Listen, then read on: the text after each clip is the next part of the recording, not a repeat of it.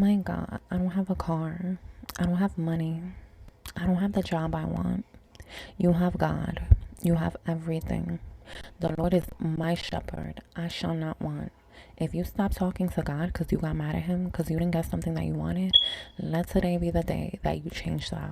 You have to know that you're going to have days where you get mad at God because you don't understand why you're not getting what you want. You don't understand because you're leaning on your own understanding when He specifically tells us not to do that. You're not trying to understand anything outside of the fact that you didn't get what you wanted. You're not considering any other options. You're not giving him the chance to do his thing when you write him off so quickly like that. But don't cut him off just because you're mad at him. Tell him why you're mad. Express yourself. But don't disrespect him when you do it. Even when you're mad, still keep in mind the things that he has done for you. Like, God, I have a lot to be grateful for. And I know there's more to look forward to in the future. But why would you let all this acne come back on my face if you know how hard I worked to clear it? I was consistent. I was thankful. I thank you every day for clearing my skin. And you let this happen to me again? Why do you want to put me back at square one when it comes to this? And like, God, I'm fucking tired. And I don't want to curse. And you know I don't want to talk like this.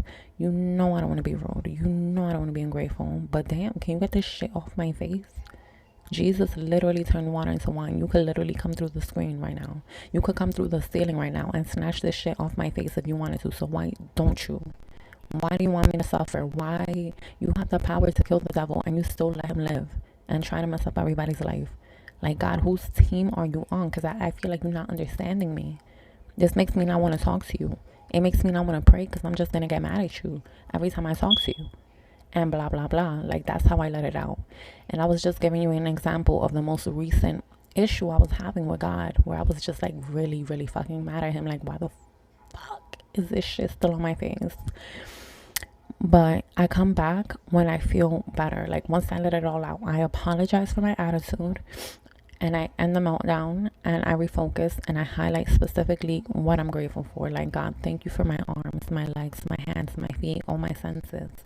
Thank you for my bed. Thank you for the food that I get to eat today and every day. I know you've blessed me with a lot and I rebuke the spirit of ungratefulness. But with all that being said, God, I need you to get this shit off my face. Like now, like today, like please, Father, please, please, Father, please, please, Father, please, please, Father, please, in the name of Jesus.